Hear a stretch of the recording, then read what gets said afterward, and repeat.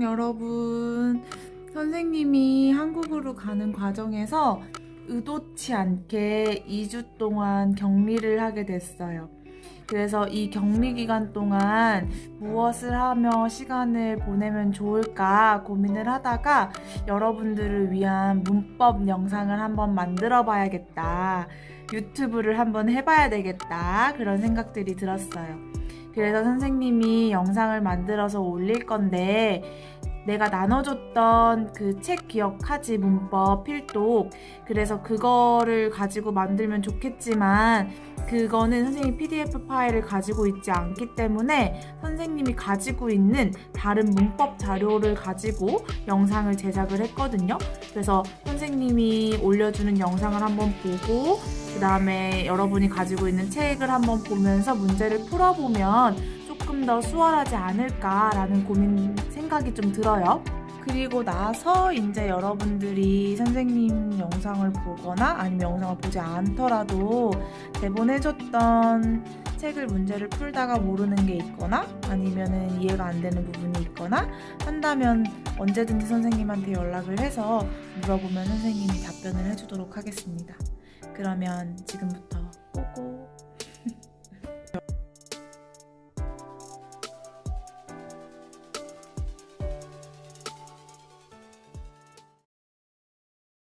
이제 우리가 품사에 대해서 배우기로 했는데 일단 품사가 뭐고 그래서 이 품사에는 어떤 종류가 있는지 우리가 알아봐야 되잖아.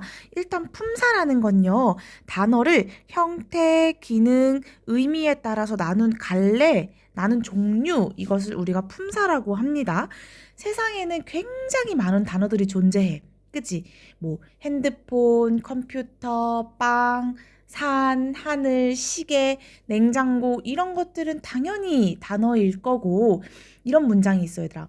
선생님께서 뭐 학교에 가신다 라는 단어 문장이 있다고 했을 때 선생님께서의 께서라든지 아니면 학교에 했을 때 에라든지 이런 것들도 얘들아 전부 다 우리가 단어라고 이야기를 해요. 여기 써져 있는 것처럼 뭐 깨서, 에서 뭐 아니면 누구누구의 이런 것들도 전부 다 우리가 한 단어라고 이야기를 하는데 이렇게 엄청나게 많은 단어들이 있으니까 그만큼 많은 품사의 종류가 다양할 수밖에 없어. 많은 품사가 존재할 수밖에 없어요. 그래서 이 단어들을 어떻게 분류할 수 있냐? 이 분류 기준은 총 3가지야. 첫 번째, 의미를 기준으로 나눌 수 있고요. 그 다음에 두 번째, 형태를 기준으로 나눌 수 있고, 세 번째, 그 기능으로 우리가 이 단어들을 여러 가지 품사로 나눠줄 수 있어. 그래서 그 내용들을 한번 볼 건데, 먼저 첫 번째로는 뭐냐면, 이 단어가 나타내는 의미가 어떤 의미를 가지냐, 인 거고요. 두 번째로는 이 형태의 변화 유무라는 건 그래서 이 단어가 형태가 변해 안 변해 라는 기준을 가지고 이야기를 할 거야. 그 다음에 세 번째로는 문장 속에서 얘가 그래서 어떤 기능을 담당할 건데 이 단어가 만약에 문장 속에 들어가게 되면 이 단어가 어떤 기준으로 할 거야? 라는 게 바로 이 기능에 관련된 내용입니다. 그래서 우리가 지금부터 이 단어는 이 단어는 3가지의 기준에 따라서 품사를 나눌 수 있고 이 기준에 따라서 어떻게 나뉘어지는지 한번 보도록 할게요. 그때 나눠줬던 그 문법 책의 PDF 파일은 선생님이 안 가지고 있어서 선생님한테 있는 그 문법 문제집의 PDF 파일로 한번 설명을 해볼 건데 여러분들이 가지고 있는 것과 그렇게 크게 내용이 다르진 않을 거야. 그래서 선생님이 영상 같이 공부하는 거 보고 여러분 가지고 있는 책을 보면 이해가 쉽게 될 거라고 생각을 합니다. 자, 그럼 보도록 할게요. 아까 앞에서 얘기했던 것처럼 이 품사라는 건 뭐냐면 단어를 공통된 문법적 성질, 즉 어떤 문법적 성격을 가졌느냐에 따라서 그 묶은 단어의 갈래를 우리가 품사라고 이야기를 합니다. 그래서 이 품사의 분류 기준은 아까 선생님이 세 가지가 있다고 했었잖아. 그래서 첫 번째 형태가 변하느냐 변하지 않느냐로 나눌 거고, 두 번째 기능, 그래서 이 단어가 문장 속에서 어떤 기능을 하느냐로 볼 거고요. 그 다음에 세 번째 의미인데, 그래서 이 단어가 어떤 의미들을 가지느냐로 한번 볼 겁니다. 자, 그러면 형태부터 한번 이 개념들을 설명을 해볼게요. 일단 개념을 읽어보면, 단어가 문장에서 사용될 때의 형태의 변화 여부에 따라 형태가 변하는 가변어라는 거는 변어, 그 형태가 변할 수 있다라는 뜻이야. 그래서 가변어, 그다음에 형태가 변하지 않는 불변어, 이렇게 두 가지로 나눌 수 있다라는 내용인데, 여기에서 보면 얘들아, 바다부터 볼게요. 여기에 나오는 바다는 형태가 변하지 않는 불변어야. 왜냐하면 이 바다라는 단어는 문장에서 어떻게 쓰이든 간에 항상 바다라고 쓰여. 바다가 가고 싶어요. 나는 바다를 다녀왔어요. 파란 바다를 보아라. 바다에서 낚시를 했다.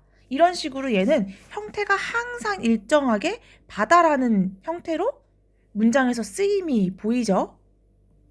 그런데 이 왼쪽에 나와 있는 가변어에 해당하는 예쁘다를 한번 보면, 길가에 핀 꽃이 예뻤다. 저기 가는 저 사람이 예쁘지 않니? 뭐 아이가 예쁘게 웃는다. 아니면 예쁜 선생님. 이런 식으로 이 예쁘다라는 단어는 문장 속에서 어떻게 쓰이느냐에 따라서 형태가 바뀌지. 그래서 이런 식으로 형태가 바뀌는 애들을 우리가 가변어라고 이야기를 하는 거야. 그래서 가변어라는 개념과 불변어라는 개념은 일단 이해가 됐어? 이 가변어의 형태가 바뀐다라는 개념을 다시 한번 다른 예시로 한번 보자. 어떤 단어로 볼 거냐면 먹다라는 단어로 볼 거야. 먹다라는 단어를 보면 얘들아, 나는 밥을 먹었다 라는 형태로 형태가 바뀌는 걸 알 수 있죠. 그 다음에 또 내 친구는 밥을 잘 먹는다 라는 식으로 먹다의 형태가 또 바뀌었어요. 그 다음에 또 뭐 있을까? 밥을 먹는 학생이 많다 해서 먹는 또 돼. 그 다음에 과거형으로 앞에 했으니까 또 뭐가 있을까? 우리 함께 밥을 같이 먹을까? 이런 식으로 이 먹다라는 단어도 형태가 계속 바뀌죠. 이런 식으로 형태가 바뀌는 것을 우리가 가변어라고 한다는 거야. 그래서 이러한 형태가 바뀌는 가변어 같은 경우에는요, 뭐 동사나 형용사 이런 것들이 있겠죠. 그래서 동사나 형용사 같은 경우에는 가변어에 속해요. 나머지 하나가 더 있긴 한데 그거는 뒤로 가서 다시 이야기를 하도록 할게. 그 다음에는 기능에 따른 분류를 한번 볼 건데, 단어가 문장에서 하는 기능에 따라서 체언, 용언, 수식언, 관계언, 독립언 이런 식으로 바뀔 수 있거든요. 일단 체언이라는 건 뭐냐면 주로 문장에서 어떤 역할을 하느냐, 이 기능에 따라 나눈 거잖아. 지금 단어가 문장에서 어떤 역할을 하느냐, 어떤 기능을 하느냐에 따라 나눈 거니까 각각 어떤 역할을 하는지, 어떤 기능을 하는지는 알고 있어야 돼. 그래서 체언은 어떤 역할을 하느냐, 주로 문장에서 주체가 되는 역할을 하는 단어들을 체언이라고 해요. 그 다음에 두 번째로 용언이라는 건 주로 문장의 주어를 서술하는 역할을 하는 것을 우리가 용언이라고 합니다. 그 다음에 수식어는요, 다른 말을 꾸미는 역할을 하는 단어를 수식어이라고 해. 그 다음에 관계어는 관계를 나타내는 역할, 그래서 단어들 간의 관계를 나타내는 역할을 하고요. 얘 같은 경우에는 혼자 쓰일 수 없고 앞말에 붙여서 쓰는 그런 것들을 관계어이라고 합니다. 그 다음에 독립어는요, 다른 말과 관계없이 독립적으로 쓰이는 단어들을 독립어이라고 하는데, 이렇게만 보면 너무 이해가 안 되지. 근데 뒤에서 의미에서 명사, 대명사, 수사, 동사, 형용사, 관형사, 부사, 조사, 감탄사를 하고 다시 보면 좀 이해가 될 거거든요.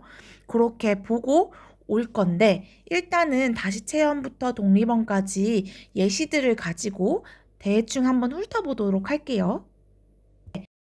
자, 체언부터 보면은 체언은 문장에서 몸의 역할을 하는 거야. 그래서 주체가 되는 역할을 하는데 문장의 뼈대가 된다고 보시면 돼요. 그래서 뭐가 있냐면 뭐 하늘이 푸르다 라는 문장이 있어 얘들아. 하늘이 푸르다 라는 문장이 있을 때 여기에서 주체가 되는 단어는 뭐가 되겠어? 그렇지. 하늘이 되겠지. 그래서 하늘은 체언에 속하게 돼요. 그 다음에 용언을 보면 주로 문장에서 주어를 서술하는 역할인 거잖아. 서술이라는 건 어떠하다, 어찌하다 이런 것들을 얘기하거든요. 그래서 하늘이 어떻다는 거야? 하늘이 푸르다는 거야. 라고 하기 때문에 이 푸르다는 용언에 들어가게 되는 거고요. 그 다음에 여기에서 문장을 조금만 바꿔볼게. 자, 하늘이 매우 푸르다 라고 되어 있어.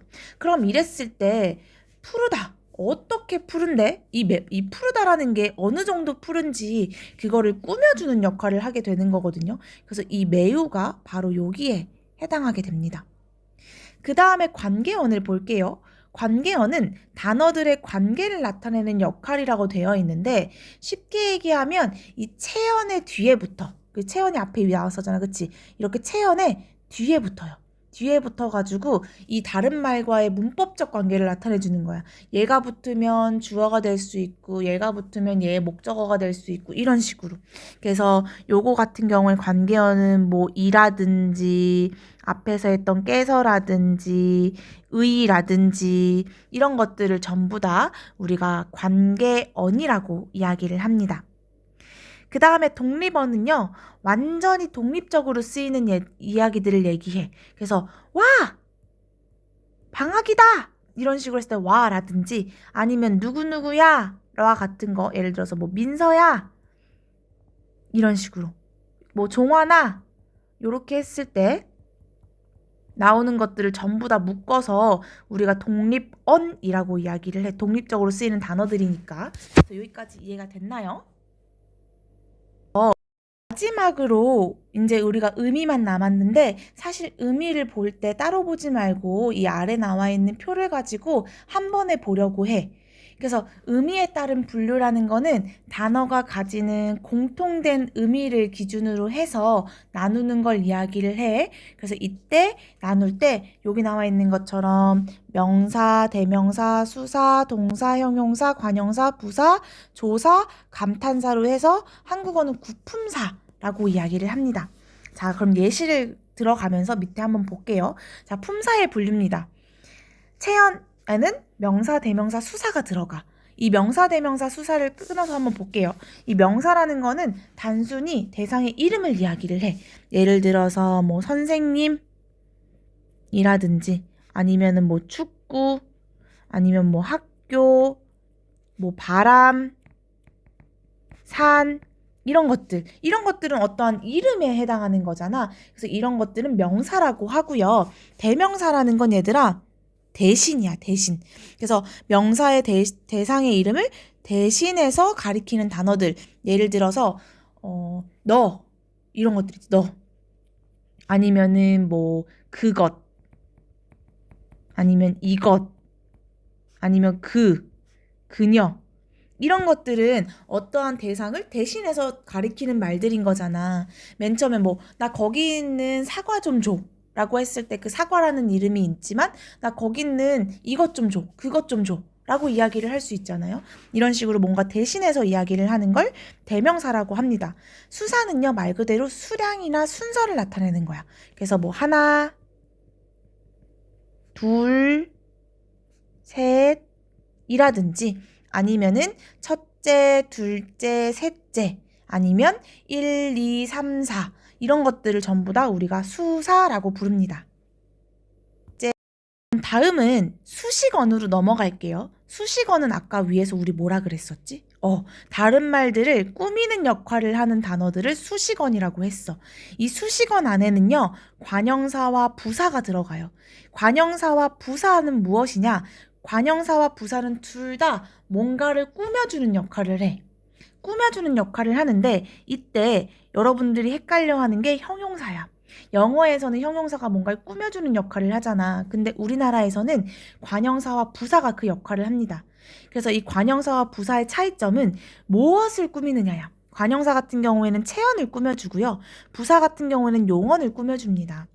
그래서 관형사 같은 경우에는 예를 들어서 첫사랑, 그쵸? 첫사랑 했을 때 사랑이기는 한데 어떤 사랑? 첫 번째 사랑 이라는 식으로 첫 이런 거라든지 아니면 나 저거 굉장히 헌 옷이라 버리려고 라고 했을 때 헌 옷 아니면은 나 새 신발 샀어 이런 식으로 신발이긴 신발인데 어떤 신발? 새 신발 이렇게 꾸며줄 수 있는 것들을 우리가 관형사라고 하고요. 부사는요 용언 앞에 쓰여요. 용언이라는 건 얘들아 여기 나와 있는 것처럼 동사와 형용사를 얘기를 해. 그래서 우리 위에서 예시 들어 것처럼 푸르다라는 건 형용사거든요. 이 형용사를 꾸미는 매우 라든지 아니면 여기 나오는 것처럼 아주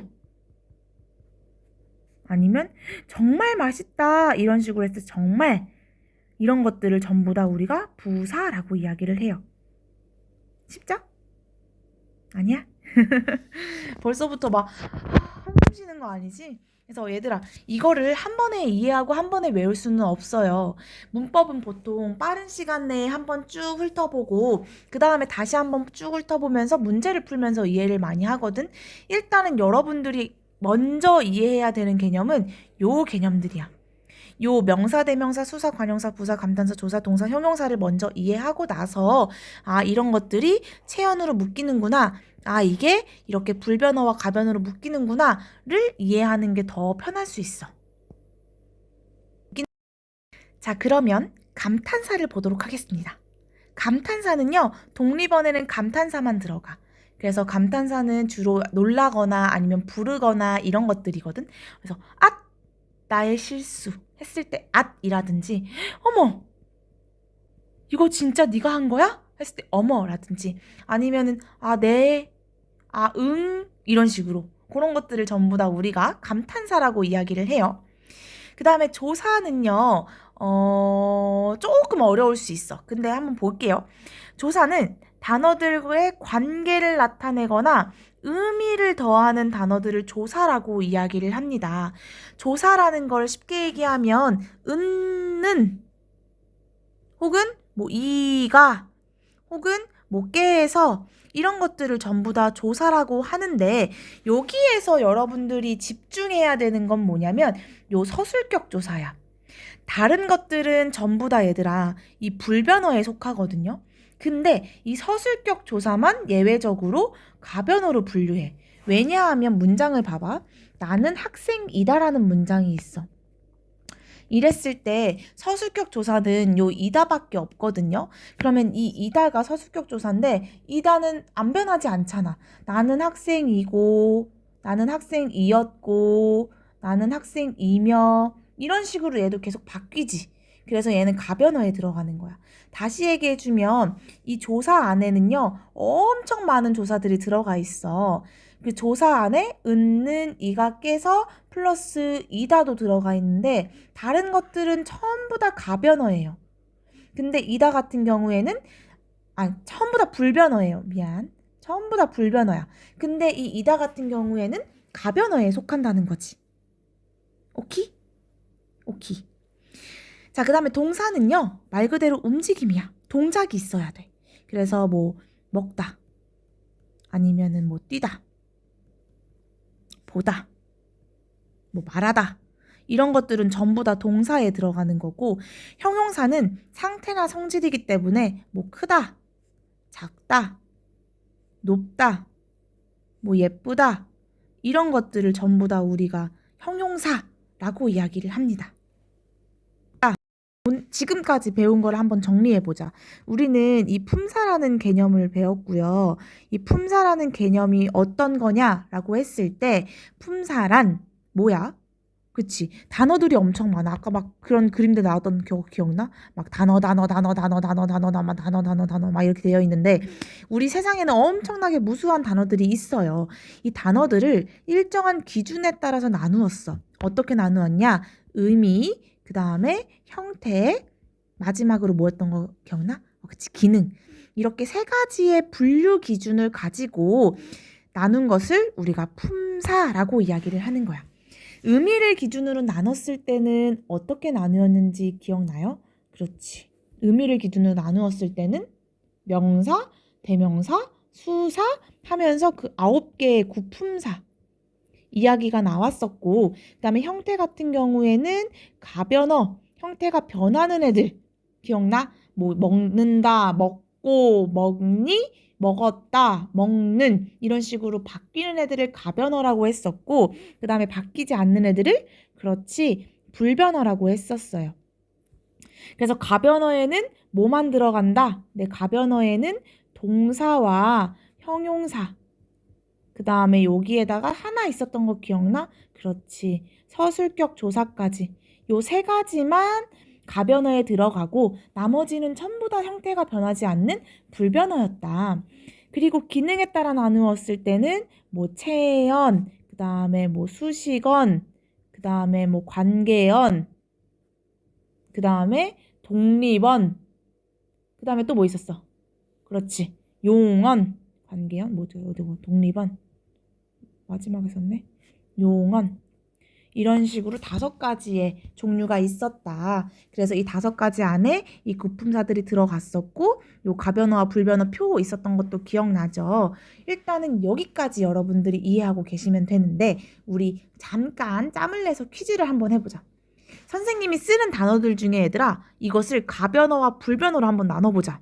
먼저 사과, 그 다음에 뭐 바다, 그 다음에 뭐 우리, 보다, 뛰다. 이런 단어들이 있어. 이런 단어들이 있다고 했을 때 어떤 게 가변어야? 그렇지. 가변어는요. 요 보다와 뛰다가 되겠지. 왜? 변할 수 있잖아. 보니, 볼까? 아니면 보며, 혹은 보았다. 이런 식으로 바뀌죠. 뛰다도 여러분들이 한번 바꿔봐봐. 그래서 요 2가지가 가변어에 해당하는 거고요. 그럼 불변어에 해당하는 것은 무엇이냐? 요거지. 우리, 바다, 사과. 우리, 바다, 사과를 가지고 어떤 문장을 만들어도 이들의 형태는 바뀌지 않아요. 사과를 먹었다. 사과가 맛있다. 그죠? 이런 식으로 아무리 바다를 보았다. 바다가 예쁘다. 이렇게 바꿔도 아무리 바꿔도 형태가 바뀌지 않아요. 그래서 얘네들은 불변어에 속하는 거야. 오늘은 이 명사, 대명사, 수사, 뭐 관형사, 부사, 조사, 감탄사, 동사, 형사를 달달달 외울 필요는 없어. 근데 대강적으로 있잖아, 얘들아. 대강적으로 명사라는 거는 사물의 이름을 얘기하는 거구나. 대명사라는 것은 명사 사물의 이름을 대신해서 부르는 거구나. 수사는 숫자 하나, 둘, 셋, 넷, 뭐 1, 2, 3, 4 이런 것들을 수사라고 하는구나. 그리고 이 3개를 묶어서 체언이라고 했었지. 그리고 또 관형사와 부사가 있는데 이 관형사와 부사는 둘 다 뭔가를 꾸며주는 역할을 한다. 이 꾸며주는 역할을 하는데 관형사 같은 경우에는 체언을 꾸며주고 부사 같은 경우에는 용언을 꾸며주는구나. 이런 애들을 뭔가를 수식해준다고 해서 수식언이라고 불렀었지. 그 다음에 또 뭐 있었지 얘들아? 조사가 있었죠. 조사는 문법 속에서 이 단어들 간의 관계를 나타내줘. 그렇기 때문에 얘네들은 관계언이라고 불렀었어. 그리고 감탄사라는 게 있었는데요. 감탄사는 와! 네, 이런 것들을 감탄사라고 했었고 얘는 다른 단어들과 달리 혼자 독립적으로 쓰일 수 있기 때문에 독립언이라고 불렀었다. 그 다음에 동사랑 형용사 남았네요. 동사와 형용사를 구분하는 방법은 동사는 어떤 동작, 행동인 거고 형용사는 상태나 성질을 나타내주는 거였다. 이런 것들은 뭔가를 다 서술해주는 역할을 하는데 요 묶음을 용언이라고 했었다. 요 내용까지만 여러분들이 기억하고 계시면 돼요. 그리고 혹시나 가능하다면 요 2개와 플러스 조사에서 뭐였어? 서술격 조사까지는 가변어에 해당했었고 나머지 묶음들은 다 불변어에 해당했었다. 요 내용들만 여러분들이 알고 계시면 되겠습니다. 그러면 챕터 2로 넘어가 볼게요.